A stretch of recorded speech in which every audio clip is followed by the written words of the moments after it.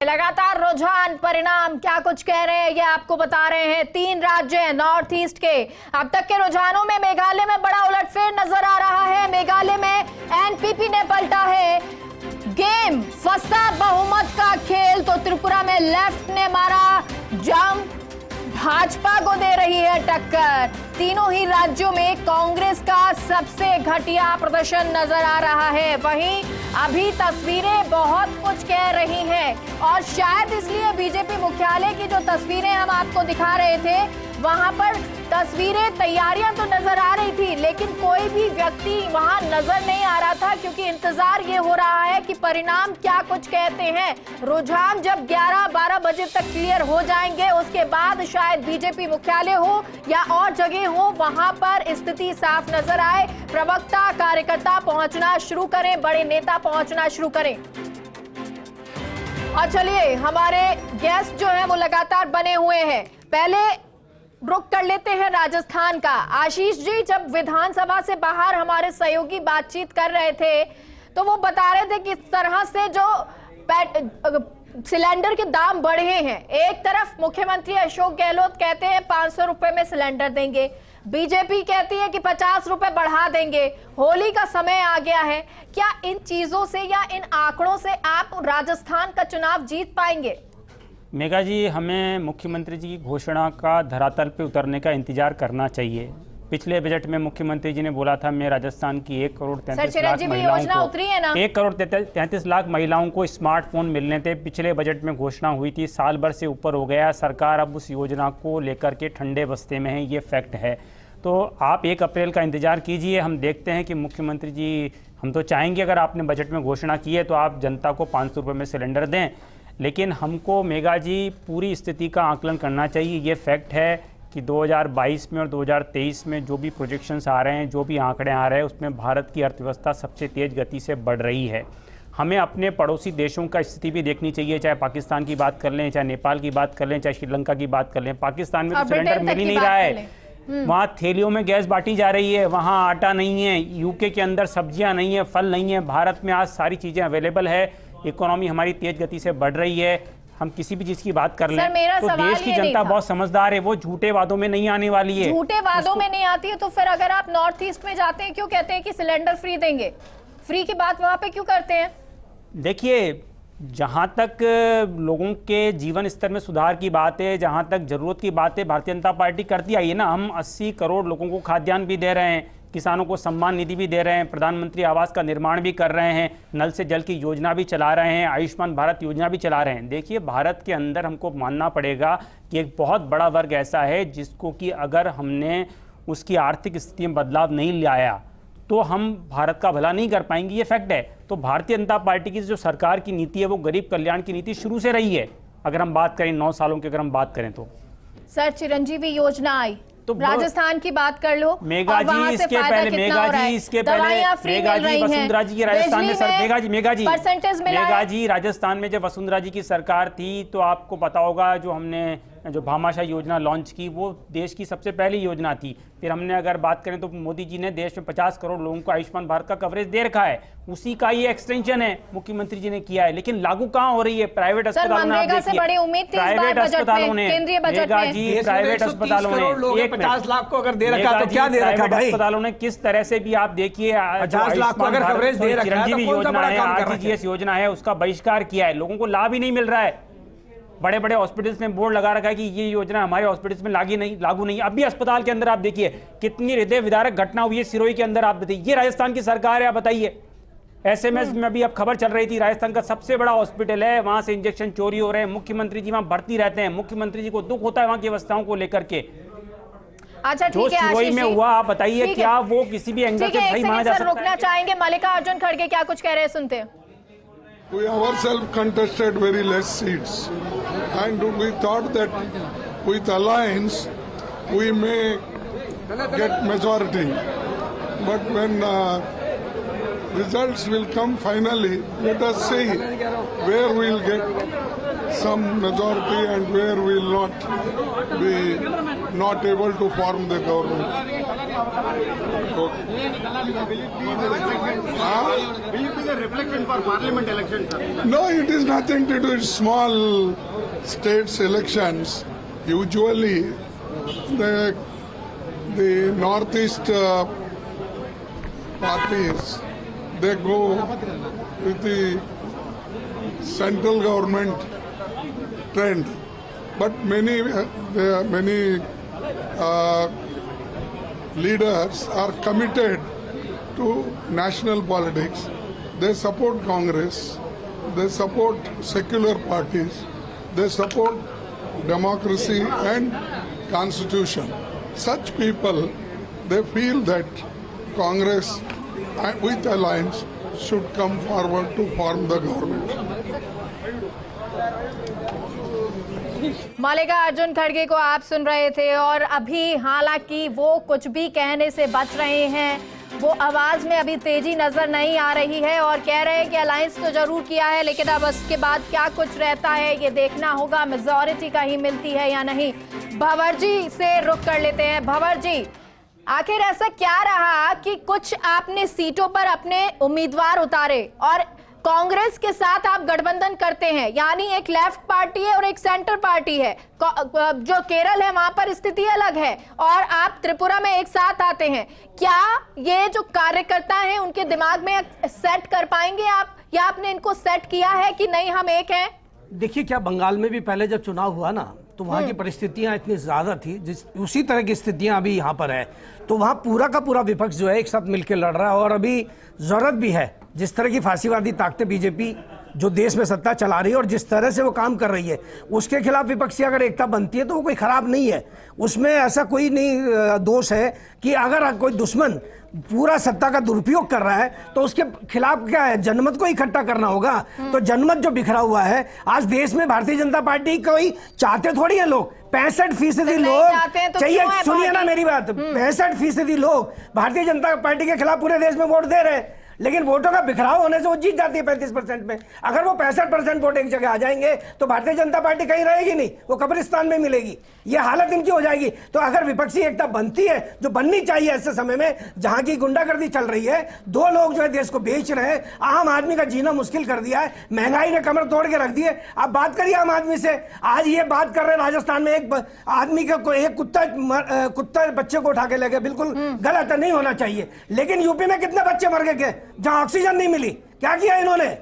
आप इनका हालत देखिए ना, इनके राज में गुंडागर्दी नहीं हो रही है। यूपी में क्या माफिया गोलियां चला रहे हैं, ये बुलडोजर से मकान तोड़ दिए। आज कानून नहीं हुई क्या? आज इन्होंने कानून व्यवस्था को, देश के कानून और जो है हमारा लोकतंत्र में सबसे बड़ा संविधान, उसको ही धक्का दे रहे हैं ये लोग। आज संविधान के हिसाब से अगर मैंने कोई गुनाह किया है तो मेरा मकान तोड़ने का क्या अधिकार है आपको? आप मुझे सजा दीजिए ना, मुझे पकड़िए ना, लेकिन गरीबों के मकान तोड़ रहे। वहां पर बीजेपी वालों ने महिला, अपनी पार्टी की महिलाओं को जिंदा जलवा दिया। ठीक है सर, आप गठबंधन के लिए तैयार है कांग्रेस से? नहीं, गठबंधन ये परिस्थितियों पर निर्भर करता है कि कहां तानाशाही चल रही है, वहां की जनता। हाँ, त्रिपुरा में तानाशाही कितनी थी, हमारे कितने लोगों को मार दिया गया, हमारे सारे ऑफिस जला दिए गए, हमारे सारे ऑफिसों पे कब्जा कर लिया गया। तो क्या कर सकते हैं? वहां पर जनमत को एक जगह करना पड़ेगा, ये आवश्यकता बन जाती है। लोग अपने आप सब एक हो जाते हैं, वहां पर वो कहते हैं अभी आप पार्टी और झंडा छोड़ दो। सेंटर में भी मान लें कि अगर आपके वाले लोकसभा चुनाव में भी गठबंधन होगा, सभी विपक्ष का। आ जाए,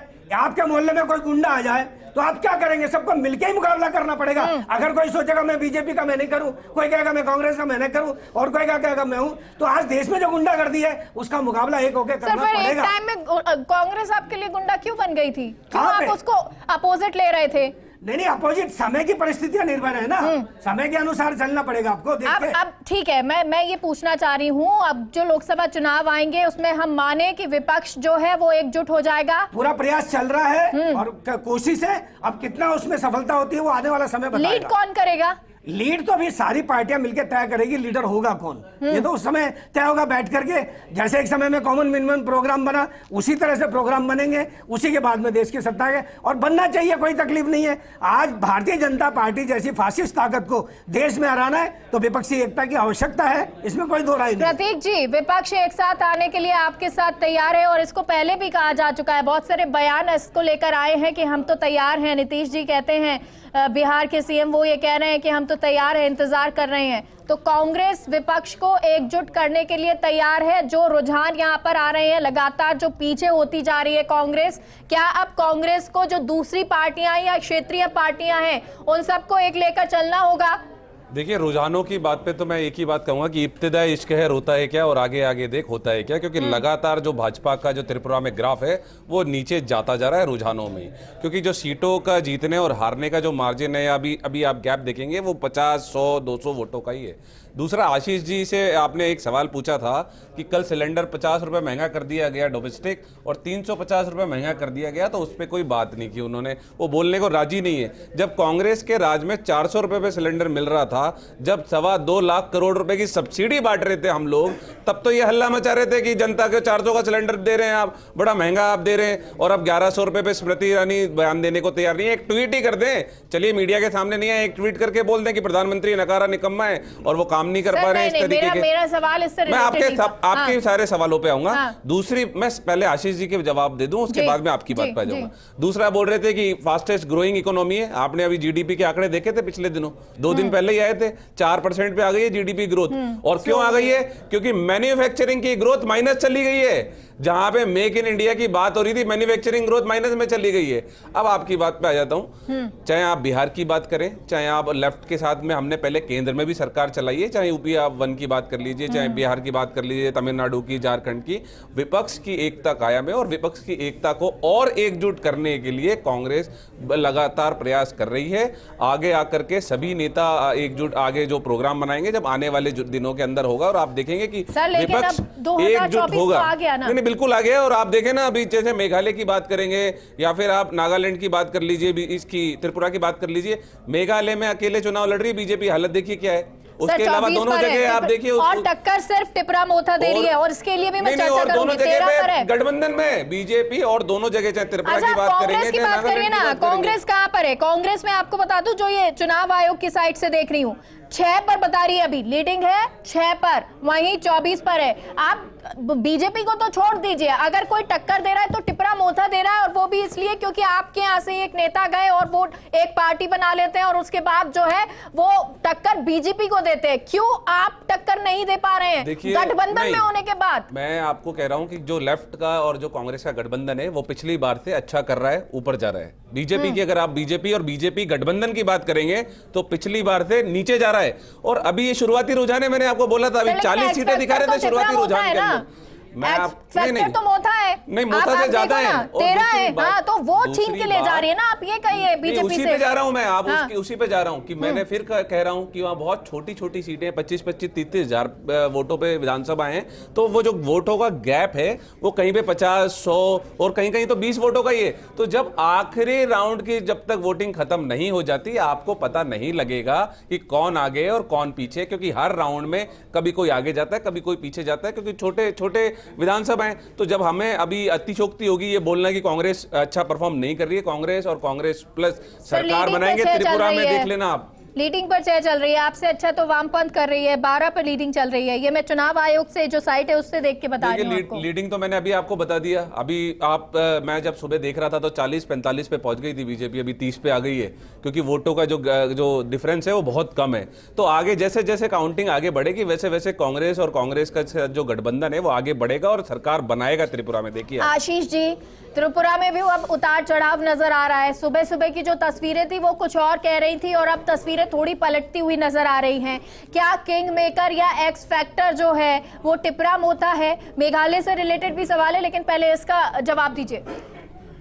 देखिए मेघा जी, त्रिपुरा में निश्चित रूप से भारतीय जनता पार्टी ने बहुत अच्छी सरकार चलाई है और वहाँ के लोगों ने जो CPM का जो शासन था, जो वायलेंस हुई थी, जिसकी बात कर रहे हैं, ये लोकतंत्र की बात करते हैं। आप देखिए बंगाल में जिस तरह से इन्होंने शासन किया, जिस तरह से वहाँ पे हत्या होती थी, जिस तरह से केरल में शासन कर रहे हैं और जिस तरह से त्रिपुरा में इन्होंने किया, वो देश की जनता ने देखा है। राजस्थान की हम बात करें, बहुत पीसफुल स्टेट है राजस्थान, यहाँ पे कोई पॉलिटिकल वायलेंस नहीं है। आप बंगाल में जाइए, आप त्रिपुरा में जाइए, आप केरला में चले जाइए, उन्होंने पूरा कल्चर देश का जो है बर्बाद कर दिया है। इसी तरह से ये सिमट करके रह गए। ये परसेंटेज की बात करते रहते हैं आए दिन, भाई हमको 37% वोट मिला। अरे भाई आप बताइए ना, 2004 में 2009 में जब सरकार बनाई यूपीए ने, तो कांग्रेस को कितना % वोट मिला? कांग्रेस को दोनों चुनावों में, एक में 25% करीब वोट मिला, एक में 27% वोट मिला। भारतीय जनता पार्टी को पिछले चुनाव में 37% वोट मिला। 2014 में जो हमने सरकार बनाई वो पूर्ण बहुमत की सरकार बनाई। ये बात कर रहे हैं इस कांग्रेस के सहयोगी है लेफ्ट। आप बताइए, ये बुलडोजर की कार्रवाई का विरोध कर रहे हैं उत्तर प्रदेश में, जिसका जनता पूरा समर्थन कर रही है कि भाई माफियाओं पे अगर आपको कंट्रोल करना है तो उनके जो अवैध निर्माण है उसको ध्वस्त करना जरूरी है। ये राजस्थान के मुख्यमंत्री कर रहे हैं। अरे भाई राजस्थान में विरोध क्यों नहीं कर रहे हैं ये मेघा जी? राजस्थान में ये लेफ्ट वाले विरोध क्यों नहीं कर रहे हैं अगर नकल माफिया के बुलडोजर चलाया जा रहा है तो? मतलब ये जो दोहरी नीति है ना, ये चलती नहीं है। जनता सब देख रही है कि आप एक कार्रवाई का विरोध कर रहे हैं, लेकिन राजस्थान में आप चुपचाप खड़े हुए हैं। आपने सेकुलरिज्म के कारण पूरी तरह से जो है एक तरह से देश में एक वर्ग का पक्ष लिया, यही इसीलिए आप इस तरह की स्थिति के लिए जिम्मेदार हैं। बात से हट गए। मेरा सवाल ये था कि त्रिपुरा में सुबह तक जो थी तस्वीरें कुछ और थी। मेघा जी आज भी भारतीय जनता पार्टी अभी भी जो ट्रेंड आ रहे हैं, मेघा जी अभी जो ट्रेंड आ रहे हैं, आप इलेक्शन कमीशन की साइट पे जाके देखिए, भारतीय जनता पार्टी को लगभग वहां पे 42 से 43% वोट मिल रहे हैं, जो सर्वाधिक हैं। आप रिजल्ट्स को सेटल होने दीजिए। हमें पूर्ण विश्वास है कि भारतीय जनता पार्टी वहां पे पूर्ण बहुमत से सरकार बनाएगी। जो पहले की तस्वीरें थी 2018 की, उससे कहीं इतर नजर आ सकती है। हाँ, यही मैं कहना चाह रही हूँ, 36 सीटें थी। क्या इस बार कमी नजर आएगी? मेघा जी वेट कीजिए। जो पिछली बार वेट ही कर रहे हो तो नीचे ही जा रहे हैं ना, इसीलिए तो वेट कीजिए। अभी भी हम सबसे बड़ी पार्टी है वहां पे, आप आसपास भी नहीं है वहां पे अभी। ठीक है, मेघालय के लिए बता दीजिए। एनपीपी देखिए, आप सबसे बड़ी पार्टी बन रही है, गठबंधन करेंगे आप? पहले गठबंधन तोड़ा, मेघा जी इंडिपेंडेंट लड़े। एनपीपी एनडीए का हिस्सा रही है, हमने उसके साथ गठबंधन में सरकार चलाई है, ये फैक्ट है। लेकिन चुनाव में हमने अलग चुनाव लड़ा, उसने अलग चुनाव लड़ा, और भारतीय जनता पार्टी और एनपीपी मिला करके अगर हम देखें तो पूर्ण बहुमत मेघालय में भी आ रहा है। तो यानी ये मान लें कि एनपीपी से गठबंधन होगा। सहयोगी रही है ना, एनपीपी हमारी सहयोगी रही है मेघा जी, एनडीए का हिस्सा रही है वो। इंडिपेंडेंट लड़ने की नहीं, देखिए मेघा जी, चुनाव में कई बार पार्टियां जो है अपने कार्यकर्ताओं को रिप्रेजेंटेशन देने के लिए पब्लिक के पास जाती हैं, और पिछली बार हमने चुनाव लड़ा, 2 सीटें आई, इस बार तो हम ज्यादा ही लेके आ रहे हैं ना। चाहे वोट परसेंटेज की बात कर लें, चाहे सीटों की बात कर लें, तो हम मेघालय में बढ़ोतरी कर रहे हैं। कांग्रेस को देखिए, कांग्रेस 21 सीटें थी वहां पे, आप देखिए घट करके 5 आ गई है। बता देती हूँ मैं, 5 से लीडिंग कर रहे हैं आप, बस 5 वहां पर लीडिंग आप कर रहे हैं। हमारी 2 थी मेघा जी लास्ट इलेक्शन में, हमारी 2 सीटें थी, हमारी 2 सीटें थी वहां पे लास्ट इलेक्शन में। कांग्रेस की 21 सीटें थी, जो घट करके 5 रह गई है, आप देखिए। ठीक है, और अब आप ये मान रहे हैं यानी कि जो बीजेपी है वो तीनों राज्यों में आएगी, चाहे गठबंधन में ही आए? क्योंकि पहले भी मेघालय में भी गठबंधन में ही थे आप, नागालैंड में भी गठबंधन में थे। बिल्कुल पूर्ण विश्वास है भारतीय तीनों नॉर्थ ईस्ट राज्यों में भारतीय जनता पार्टी गठबंधन के साथ, और इनफैक्ट त्रिपुरा में हो सकता है हम पूर्ण बहुमत लेकर के आए।